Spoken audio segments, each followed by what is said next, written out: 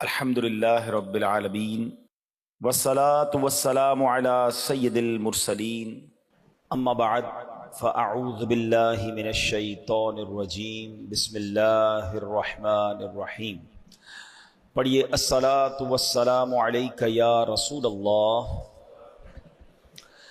وعلی آلک واصحابک یا حبیب اللہ۔ الصلاۃ والسلام علیک یا نبی اللہ وعلی آلک واصحابک یا نور اللہ۔ درود پاک پڑھنے کے بے شمار فضائل و برکات ہیں۔ سرکار دو عالم علیہ الصلوۃ والسلام کا فرمان صلاتکم علی محرزۃ لدعائکم ومرضات لربکم وزکاۃ لاعمالکم۔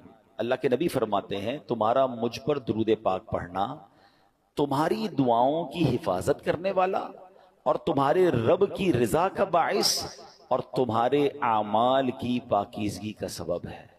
ایک درود ہے، اب بلیسنگز اور بینیفٹس کتنے ہیں کہ فرمایا دعاؤں کی حفاظت کرنے والا ہے درود پاک، اللہ کو راضی کرنے والا ہے اور اعمال کی پاکیزگی کا سبب ہے۔ تو پھر کیوں نہ ہم کثرت سے درود پاک پڑھتے رہا کریں۔ برسے گی رحمت شہ ابرار بالیقین، برسے گی رحمت شہ ابرار بالیقین، مٹ جائے گا گناہوں کا کاجل درود پڑھ، عشق نبی میں جھوم کے پڑھتے رہو مدام، گرچہ کوئی کہے تجھے پاگل درود پڑھ، دنیا کی الجھنوں سے ملے گی تجھے نجات، گر چاہیے نجات مسلسل درود پڑھ۔ تو آئیے مل کر محبت کے ساتھ درود پاک پڑھ لیں۔ صلو علی الحبیب صلی اللہ تعالی علی محمد صلی اللہ علیہ وآلہ وسلم۔ الحمدللہ ہم قرآن پاک کی کچھ آیتوں کو سنتے ہیں اور ان آیتوں سے ملنے والا میسج سمجھنے کی کوشش کرتے ہیں۔ آج قرآن پاک کا پارہ ہے 11 سورہ یونس، آیت نمبر 87 کی تلاوت سنیں گے اور اس کے تحت کچھ میسج آف قرآن انڈرسٹینڈ کرنے کی کوشش کریں گے۔ اللہ قرآن میں ارشاد فرماتا ہے وَأَوْحَيْنَا إِلَى مُوسَى وَأَخِيهِ أَن تَبَوَّآ لِقَوْمِكُمَا بِمِصْرَ بُيُوتًا وَاجْعَلُوا بُيُوتَكُمْ قِبْلَةً وَأَقِيمُوا الصَّلَاةَ وَبَشِّرِ الْمُؤْمِنِينَ۔ یہ ایک ایسی کمال کی آیت ہے کہ اس آیت میں ہم سب کو اپنے گھر کا انوائرمنٹ کیسا رکھنا ہے وہ گائیڈ کیا گیا ہے۔ آج گھر کی ڈیزائننگ کیسی ہو، گھر کی کلر اسکیم کیسی ہو، گھر کا فرنیچر کیسا ہو، ایمبیانس کیسا ہو، ایلیویشن کیسا ہو، اس پر بہت ڈسکس ہوتی ہے۔ گھر کے اندر ماحول کیسا ہو، گھر والوں کا آپس میں انٹریکشن کیسا ہو، ہماری شریعت، ہمارا قرآن ہم سے کیا چاہتا ہے۔ Actually this is today's topic, ٹھیک ہے۔ اب ذرا پہلے اس کا ترجمہ سن لیجئے۔ اللہ قرآن مجید میں ارشاد فرماتا ہے، آسان ترجمہ قرآن کنز العرفان، اور ہم نے موسیٰ اور اس کے بھائی کو وحی بھیجی کہ مصر میں اپنی قوم کے لیے مکانات بناؤ اور اپنے گھروں کو نماز کی جگہ بناؤ اور نماز قائم رکھو اور مسلمانوں کو خوشخبری سناؤ۔ سبحان اللہ۔ تو پتہ چلا کہ یہ قرآن نے جو حضرت موسیٰ علیہ السلام کو اللہ کریم نے جو یوں سمجھیے آرڈر دیا یا اس کی گائیڈ لائن دی، وہ کیا ہے انشاءاللہ اس کو ہم سمجھتے ہیں۔ پہلے ایک بات سمجھ لیجئے کہ اللہ کریم کی ہمارے پاس ہم پر کروڑوں نعمتیں ہیں، ایک اہم ترین نعمت ہمارا گھر بھی ہے۔ گھر چاہے جھوپڑی کی صورت میں ہو، محل ہو یا چھوٹا ہو، بڑا ہو، عالی شان گھر ہو، گھر آخر گھر ہی ہوتا ہے۔ حضرت انس بن مالک رضی اللہ تعالیٰ فرماتے ہیں نبی پاک جب بستر پر تشریف لاتے تو کتنی خوبصورت دعا ہے وہ فرماتے ہیں۔ یہ دعا بھی ہے اور ہم سب کے لیے میسج بھی ہے۔ اللہ کے نبی دعا فرماتے الحمدللہ الذی اطعمنا وسقانا وکفانا۔ ترجمہ کیا ہے؟ سب تعریف اللہ پاک کے لیے ہیں جس نے ہمیں کھلایا پلایا، ہماری ضرورت پوری فرمائی اور ہمیں ٹھکانہ عطا فرمایا۔ کتنے ایسے ہیں جن کے پاس بقدر کفایت اسباب نہیں، کتنے ایسے ہیں کہ جن کا کوئی گھر نہیں ہے۔ یہ گھر ملنا، بلے آپ کرائے کے گھر میں رہتے ہیں، کہیں بھی رہتے، چھت ہے نا، یہ بہت بڑی نعمت ہے۔ آج بھی کتنے لوگ ہیں جو بے گھر ہیں، فٹ پاتھ پہ سوتے ہیں۔ کیا ہم نے اس بات پر کبھی اللہ کا شکر ادا کیا کہ اللہ تو نے ہمیں گھر دیا ہے؟ ہمیں بے گھر نہیں بنایا. گھر بہت بڑی نعمت ہے. کچھ لوگ جو ٹریول کرتے ہیں, میری بات جلدی سمجھ جائیں گے, ہم دنیا بھر میں ٹریول کر لیں, آپ پنجاب جائیں, پاکستان کے کسی شہر جائیں, یا دنیا میں کہیں ٹریول کریں, جن کو اللہ نے نوازا ہے وہ 5 اسٹار ہوٹل میں رہیں, بہترین گھروں میں رہیں, مگر جو لطف اور سکون اپنے گھر آ کر ایک انسان کی فیلنگ بنتی ہے کہ میں اب اپنے گھر میں ہوں, بے شک وہ گھر چھوٹا سا ہو, چھوٹا سا بستر کیوں نہ ہو, وہ کہتے ہیں نا جیسی نیند اپنے بستر پر آتی ہے وہ دنیا میں آپ کو کسی بھی لگژری گھر پہ بھی یا کسی بھی نرم بستر پر نہیں آتی. ایسا ہی ہے, یہ نعمت ہے. اپنے گھر میں آ کر بندہ ایک سیکیورٹی فیل کرتا ہے. اب ذرا اس بات کو سمجھیے کہ اللہ کریم نے ہم پر احسان کتنے کیے ہیں. اس دنیا میں کتنے جانور, موذی کیڑے, سانپ, بچھو, شیر, جو انسانوں کو تکلیف پہنچانے والے ہیں, اگر وہ ہمارے گھروں کی طرف, ہمارے محلوں میں آ جائیں تو کتنا بڑا مشکل ہو جائے گی, گھر سے نکلنا مشکل ہو جائے گا نا. مگر کوئی تو ہے نا جس نے ان سب کو ہماری آبادیوں سے روک رکھا ہے. رائٹ لیفٹ کئی جگہوں پر یہ جانور پائے جاتے ہیں, آس پاس جنگلات ہیں شہروں کے آس پاس, مگر وہ آبادیوں کی طرف نہیں آتے. یہ اللہ کریم ہے جس نے ان آفتوں, بلاؤں, ان مشکلوں کو ہمارے گھروں سے, ہماری سوسائٹی سے روکا ہوا ہے. ہم اپنے گھروں میں سکون پاتے ہیں, مگر کیا کبھی سکون کا شکر ادا کیا ہے؟ نبی پاک کی اس دعا کا ایک جو چھوٹا سا حصہ ہے نا, اس کو بار بار پڑھتے رہا کریں. الحمدللہ الذی کفانا و آوانا, مل کر پڑھ لیں, الحمدللہ الذی کفانا و آوانا. اس کا معنی کیا ہے؟ تمام تعریفیں اس اللہ کے لیے ہیں جو جس نے ہماری ضروریات پوری فرمائی اور ہمیں ٹھکانہ عطا فرمایا. ہم اللہ سے دعا کرتے ہیں, اللہ ہمیں اپنے گھر میں اور برکتیں نصیب فرما, ہمارے گھر میں ہماری حفاظت فرما, ہمارے گھر والوں پر رحمت کی نظر فرما. اے اللہ دنیا میں ٹھکانہ دیا ہے, جنت میں بھی ٹھکانہ عطا فرما. شکر ادا کرو گے نا, کہتے ہیں نا لَإِن شَكَرْتُمْ لَأَزِيدَنَّكُمْ, تم میرا شکر ادا کرو گے میں تمہیں اور عطا کروں گا. جو بڑے بڑے گھروں میں رہ کر بھی کچھ لوگ ناشکرے ہیں, اور کچھ چھوٹے سے بستر پر سو کر بھی اللہ کا شکر ادا کر رہے ہیں. کمال تو یہ ہے نا کہ شکر زبان پر ہو, شکوہ نہیں ہونا چاہیے. لیکن میرے پیارے اسلامی بھائیوں, اب جو ٹاپک ہے ایکچولی کہ گھر کے اندر کا ماحول یہ کتنا ضروری ہے, اچھا ہونا, نیک ماحول ہونا. نبی پاک کی حدیث ہے, سلامت الرجل فی الفتنہ ان یلزم بیتہ, فرمایا فتنوں میں سلامتی کی راہ یہ ہے کہ بندہ اپنے گھر کو لازم پکڑ لے. ایک بار نبی پاک علیہ السلام نے فتنوں کا ذکر کیا تو حضرت عقبہ بن عامر رضی اللہ تعالیٰ عنہ نے پوچھا, یا رسول اللہ صلی اللہ علیہ وسلم, اس وقت نجات کیسے ہوگی جب فتنوں کا دور آ جائے گا, قیامت کے قریب فتنوں کا دور ہوگا. تو نبی پاک نے ایک فارمولہ دیا. آقا نے فرمایا, املک علیک لسانک, جب فتنے پھیل جائیں تو 3 کام کرنا, ٹھیک ہے, اپنی زبان کو اپنے قابو میں رکھو. وَلْيَسَعْكَ بَيْتُكَ, تمہارا گھر تمہیں کافی ہو, زیادہ باہر نہ نکلو, گھر کے اندر وقت گزارو. پھر فرمایا, وَبْكِ عَلَىٰ خَطِيئَتِكَ, اپنی خطاؤں پر آنسو بہاتے رہو. فتنوں کا دور ہو تو اپنی زبان قابو میں رکھنی ہے, اپنے گناہوں پر رو رو کر معافی مانگتے رہیں, اور اپنے گھر میں رہیں. اچھا, یہ تو حدیث پاک ہے. اب علماء فرماتے ہیں کہ یہ شاید ہمارے معاشرے کے لحاظ سے یہ حدیث اس طرح امپلیمنٹ نہیں ہو پاتی, کیونکہ آج کئی لوگوں کے گھروں کا ماحول ایسا ہے کہ بندہ باہر رہے تو شاید فتنوں سے بچا رہے. گھر کے اندر لڑائی ہے, جھگڑے ہیں, امن و سکون نہیں ہے. گھر میں پہنچتے ہی دروازہ بند کر کے انسان وہ گناہ کر رہا ہے کہ جو باہر نہیں کرتا. باہر پورا دن بعض اوقات کام کاج میں بیزی ہے تو ان گناہوں کا موقع نہیں مل رہا, مگر گھر کے اندر جا کر جب اپنے روم میں ہے تو اب جناب اس کو وہ کچھ کرنے کا موقع مل رہا ہے جو اللہ کو ناراض کرنے والا کام ہے. نبی پاک تو فرما رہے فتنوں کے دور میں گھر کو لازم پکڑ لو. مگر کیا گھر ایسا بنایا ہم نے کہ جو فتنوں سے محفوظ ہو؟ کئی گھر ایسے ہیں جہاں غیبتوں کا بازار ہے, کئی ایسے ہیں جہاں ماں باپ کے ساتھ بچوں کی بدتمیزیاں ہیں, کئی ایسے ہیں جہاں بھائی بہن ایک دوسرے کے خلاف بیٹھے ہیں. گھر کے اندر جاتے ہی جناب فیملی کے اندر ایک ایسا ماحول بنا ہوا ہے کہ وہاں ایک دوسرے کی غیبتیں ہو رہی ہیں. نہیں, گھر تو فتنوں سے بچنے کی جگہ تھی, گھر تو سکون کی جگہ تھی. گھر تو ایسا ہونا چاہیے کہ گھر میں جائے تو بندہ سوچے میں رحمت والی جگہ پر آ گیا ہوں. مگر کیا ہم نے اپنے گھر کے انوائرمنٹ کو ایسا بنایا کہ جس کو اللہ کریم نے قرآن میں ارشاد فرمایا؟ آپ کو پتہ ہے جب قیامت کا دن ہوگا تو کچھ خوش نصیب وہ ہوں گے جنہیں سیدھے ہاتھ میں نامہ اعمال دیا جائے گا. ہم اللہ سے دعا کرتے ہیں کہ ان خوش نصیبوں میں ہمیں بھی شامل فرمائے. مگر کچھ مجرم وہ ہوں گے جن سے رب ناراض ہوگا, اس کو اس کے الٹے ہاتھ میں پیٹھ پیچھے اس کو نامہ اعمال دیا جائے گا, اور یہ بندہ اس دن موت مانگے گا مگر اسے موت ملے گی نہیں. پھر اسے جہنم کی بھڑکتی ہوئی آگ میں ڈال دیا جائے گا. اس شخص کا جرم پتہ ہے کیا ہوگا؟ قرآن کہتا ہے انہو کان فی اہلہ مسرورا، یعنی بے شک وہ اپنے گھر والوں میں خوش تھا.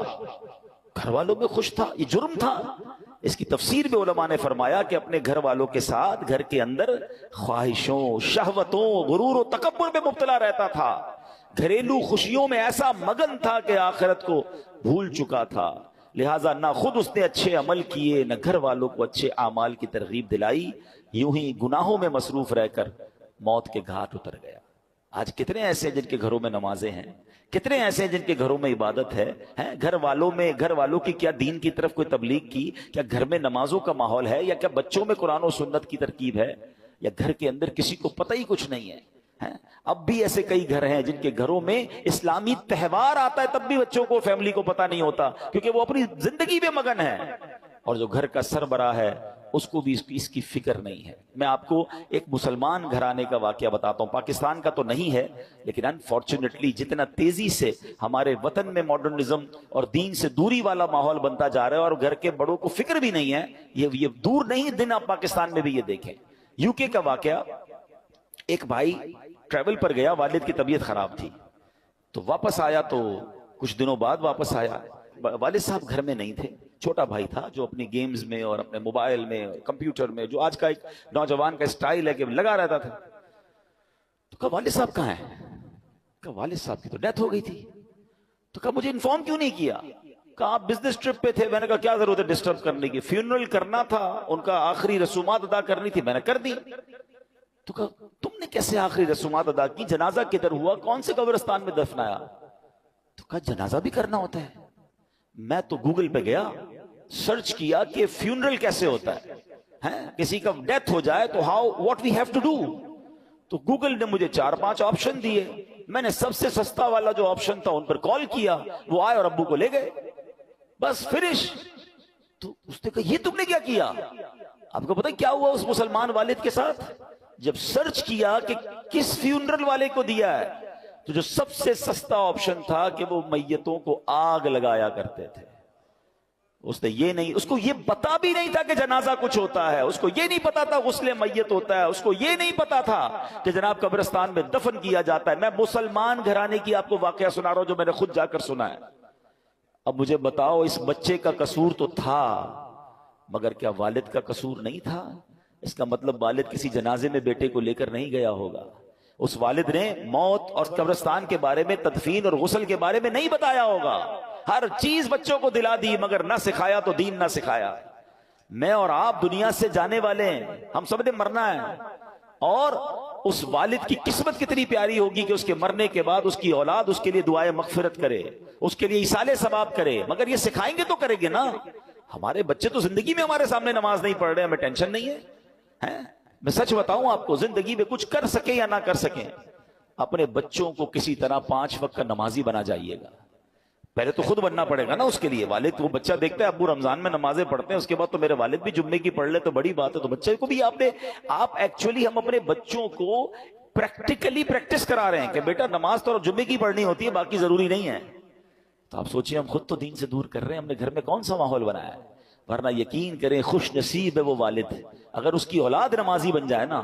تو آپ کہیں نہ کہیں کہ بیٹا مرنے کے بعد دعا کرنا، وہ دن میں 5 بار باوضو ہو کر قبلہ رو بیٹھ کر اتحیات کے عالم میں کئی بار کیا کہے گا؟ ربنا اغفر لی ولوالدی وللمؤمنین یوم یقوم الحساب. ہائے اور کیا چاہیے اس والد کو قبر میں کہ فجر ہو تو اس کا بیٹا، اس کی بیٹی، اس کے بچے دعا کر رہے ہیں اے اللہ میرے ماں باپ کو بخش دے. ظہر میں دعا کر رہے ہیں، عصر میں دعا کر رہے ہیں، مگر گھر میں نمازوں کا ماحول ہی نہیں ہے. عید کی نماز پڑھ لی تو پڑھ لی، اب تو جمعے کی نماز بھی لوگوں کی سنا ہے قضا ہونے لگ گئی. Nobody have tension. اپنے لیے بھی ٹینشن نہیں ہے، بچوں کے لیے بھی نہیں ہے. قرآن کی یہ آیت پکار کر کہہ رہی ہے کہ گھر بناؤ اور اس گھر میں نمازوں کا اہتمام کرو. خدارا اپنے گھر کے ماحول پر توجہ دیجیے. یہ سرمایہ ہے، یہ اولاد، یہ فیملی، یہ گھر، یہ ہمارا پھل ہے. اگر گھر میں قرآن و حدیث اور نمازوں کا معاملہ ہوگا تو سبحان اللہ. اے میرے پیارے اسلامی بھائیوں، قرآن نے کیا کہا کہ مصر میں اپنی قوم کے لیے مکانات بناؤ. ناٹ اونلی مکانات، ڈیفنس میں گھر ہونا چاہیے، فلاں سوسائٹی میں گھر ہونا چاہیے. یہاں تک تو ہماری پلاننگ ہے کہ گھر اچھا ہو، بیوٹیفل سوسائٹی میں ہو. آگے قرآن کہتا ہے وَجْعَلُوا بُيُوتَكُمْ، اور اپنے گھروں کو نماز کی جگہ بناؤ اور نماز قائم رکھو، اور جو یہ کرتا ہے اس کو کیا ملے گا؟ وَبَشِّرِ الْمُؤْمِنِينَ، قرآن کہتا ہے مسلمانوں کو خوشخبری سناؤ، خوشخبری ملنی ہے، رحمتیں ملنی ہیں، عافیتیں ملنی ہیں اگر گھر میں نمازیں ہیں۔ اے میرے پیارے اسلامی بھائیوں، اللہ کے پیارے حبیب علیہ الصلوۃ والسلام فرماتے ہیں اجعلوا فی بیوتکم من صلاتکم ولا تتخذوها قبورا، فرمایا کچھ نماز گھر میں بھی پڑھا کرو، گھروں کو قبرستان نہ بنا دو۔ اس کا مطلب بیوٹیفل ہاؤس ہے، ایکسٹرا ایمبیانس ہے، شاندار فرنیچر ہے، سب کچھ ہے میرے اور آپ کے گھر میں، سٹینڈ بائی جنریٹرز ہیں، اور اگر نماز نہیں ہے نا تو وہ گھر قبرستان ہے۔ ہم سمجھ رہے ہیں اتنا لگژری گھر کو قبرستان، نبی پاک فرما رہے ہیں کہ گھر میں نمازیں پڑھو۔ یہ مردوں کے لیے تو یہی حکم ہوگا کہ مسجد میں آ کے پڑھیں، مگر کچھ نوافل گھر میں بھی پڑھیں، کبھی اشراق چاش پڑھیں، کبھی تہجد پڑھیں، کبھی دیگر نماز کے نوافل پڑھیں، مگر خواتین گھر کی، بچے، یعنی گھر میں اللہ کرے ایسا ماحول ہو کہ جب نمازوں کا وقت آئے تو ایک کمرے سے تلاوت کی آواز آ رہی ہو، کہیں سے نمازوں کی پتہ چل رہا ہو۔ ماشاءاللہ کتنے خوش نصیب ہیں وہ لوگ جو گھر جاتے ہو تو گھر والے نمازیں پڑھ رہے ہیں۔ اے میرے پیارے اسلامی بھائیوں، ایک اور جگہ پیارے آقا فرماتے ہیں اقربوا بیوتکم ببعد صلاتکم، یعنی کچھ نمازوں کے ذریعے اپنے گھروں کی عزت بڑھاؤ۔ آپ چاہتے ہیں نا گھر کی عزت بڑھے، اے ہے جس گھر میں نمازیں ہوتی ہیں نبی پاک نے فرما دیا تو حق ہے اس گھر کی پورے محلے میں عزت ہو جائے گی۔ آج بھی دیکھیں علماء کے گھر، امام صاحبان کے گھر لوگ دعا کروانے آتے ہیں، گھر میں نمازیں ہو رہی ہیں نا، عبادت ہو رہی ہے، اللہ اس گھر کو ممتاز کر دیتا ہے۔ ہم سمجھتے ہیں ایکسٹرا لائٹ لگاؤں گا، ذرا خوبصورت ایلیویشن کروں گا، ذرا ہٹ کے ڈیزائننگ کروں گا تو وہ سب سے مشہور ہو جائے گا، نہیں، عزت دینے والا رب ہے، اور اللہ کے سب سے معزز بندے ہیں، اللہ کی مخلوق میں سب سے بڑھ کر عزت والے کون ہیں؟ ہمارے آقا علیہ الصلوۃ والسلام ہے۔ وہ فرما رہے ہیں کہ کچھ نمازوں کے ذریعے اپنے گھروں کی عزت بڑھاؤ۔ نماز کے بارے میں ایک اور حدیث سنو، الصلاۃ عماد الدین، نماز دین کا ستون ہے۔ مجھے بتائیں نا، ہمارے گھر کے پلر نکال دیں تو گھر تو گر جانا ہے نا، یہ تو ایمان کا پلر ہے، مگر اس کی فکر نہیں ہے۔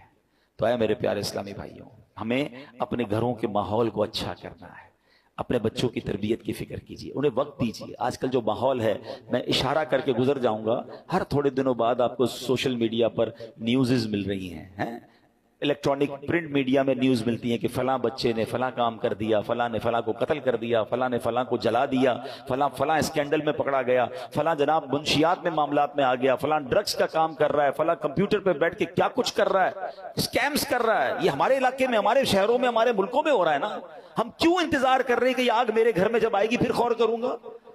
اس سے اندازہ کیجئے، یہ سمٹمز ہوتے ہیں، یہ اشارے ہوتے ہیں کہ معاشرہ کدھر جا رہا ہے۔ ماں باپ کو فکر نہیں کہ بچے گھر میں کیا کر رہے ہیں۔ اتنی دوری مت رکھیں اپنی فیملی کے ساتھ، یاد رکھیے کوئی بڑا ڈیزاسٹر ہو اس سے پہلے آنکھیں کھولیے نا، ہماری بچی کہاں جا رہی ہے، ہمارا بیٹا کہاں جا رہا ہے، وہ کس سے مل رہا ہے، کوئی فکر نہیں ہے۔